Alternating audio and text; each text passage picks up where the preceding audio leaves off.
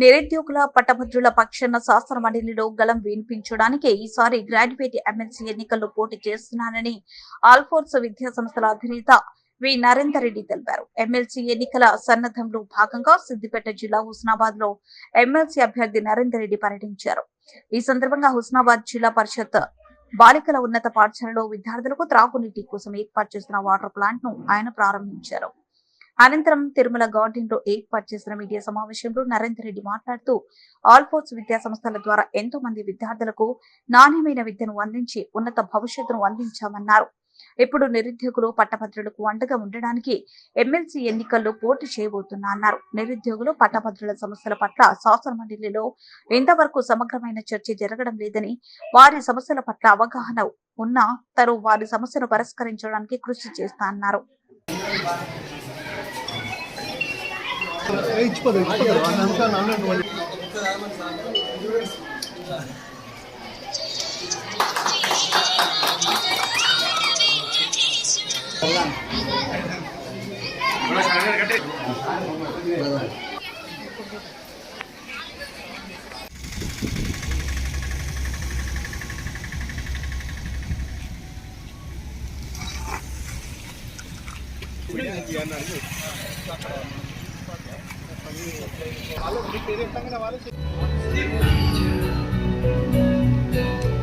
ముఖ్యంగా చూసుకున్నట్లయితే ఇవాళ నిరుద్యోగుల విషయం పట్టభద్రులు తెలంగాణ రాష్ట్రంలో మరి ఇవాళ డిగ్రీలు చదువుతున్నారు, పీజీలు చేస్తున్నారు, యూనివర్సిటీలో ఉద్యోగాల వేటలో మరి డబుల్ పీజీ చేస్తున్నారు.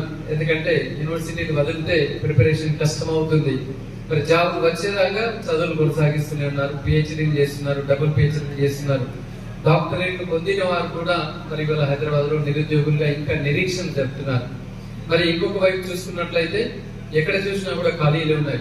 అది టీచింగ్ లో కావచ్చు, నాన్ టీచింగ్ లో కావచ్చు, మిగతా డిపార్ట్మెంట్స్ లో కావచ్చు, ఎక్కడ చూసినా కూడా పని భారం ఎక్కువైంది.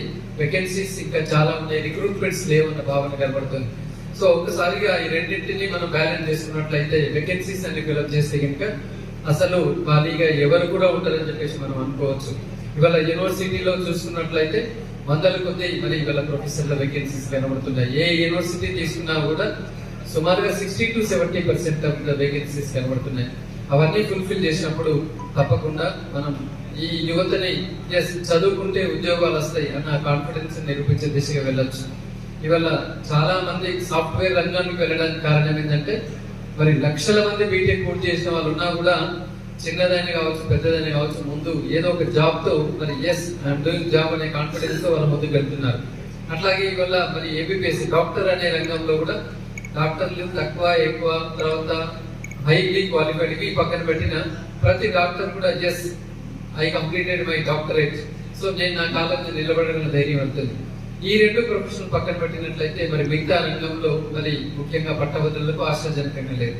కాబట్టి తప్పకుండా పట్టభద్రుల పక్షాన్ని నిలుస్తూ మరి వేకెన్సీస్ అన్ని ఫిల్అప్ చేసి మరి టాలెంటెడ్ పట్టభద్రులు అందరూ కూడా ఈ 2-3 సంవత్సరాల్లో వాళ్ళకు ఉద్యోగాలు వచ్చే దిశగా మేము అడుగులు వేస్తామని సందర్భంగా కోరుతున్నాం. మరి అంతేకాకుండా ఇవల్ల మరి న్యాయవాదులకు సమస్యలు ఉన్నాయి, డాక్టర్లకు సమస్యలు ఉన్నాయి, అలాగే ప్రైవేట్ విద్యా సంస్థలకు సమస్యలు ఉన్నాయి, అట్లాగే గవర్నమెంట్ ఉపాధ్యాయులకు కూడా సమస్యలు ఉన్నాయి, తర్వాత గవర్నమెంట్ ఎంప్లాయీస్ కి కూడా సమస్యలు ఉన్నాయి. వీటన్నింటినీ మరి చిత్తశుద్ధితో మరి తప్పకుండా వాటి సాధన గురించి నేను ప్రయత్నం చేస్తానని చెప్పేసి సందర్భంగా కోరుతున్నాను. మరి తప్పకుండా ఒక విద్యావేత్తనైన నేను రాబోయే రోజుల్లో రాజకీయంగా మరి నిష్పక్షపాతంగా ఉంటానని చెప్పేసి మరి ఎలాంటి ప్రభుత్వం నుంచి వచ్చే ఒక్క రూపాయిని కూడా నేను వాడను, అది పేద విద్యార్థులకి కేటాయిస్తానని చెప్తూ ఇంకా మనం ముందుకు వెళ్లే విధంగా అటు విద్యా సంస్థలు ఇటు రాజకీయం రెండింటిని సమతుల్యంగా తీసుకెళ్తూ మరి అందరికీ అందుబాటులో ఉంటూ ప్రజా సేవలో ఉంటానని